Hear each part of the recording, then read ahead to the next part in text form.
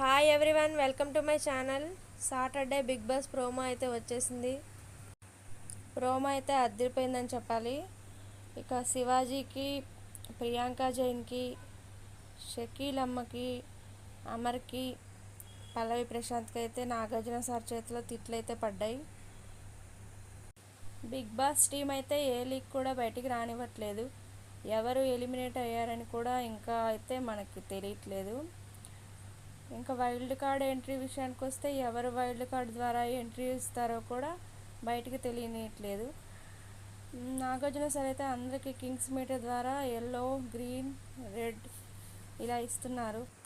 ఇక పల్లవి ప్రశాంత్ విషయంలో అయితే నాగార్జున ఫైర్ అయ్యారనే చెప్పాలి. ఎందుకంటే బిగ్ బాస్ హౌస్లోకి పల్లవి ప్రశాంత్ ఎంట్రీ అయ్యేటప్పుడు నాగార్జున సార్ ఒక మొక్కనైతే ఇచ్చారు. ఆ మొక్కని ఇప్పుడు తెచ్చి చూస్తే అది ఎండిపోయింది.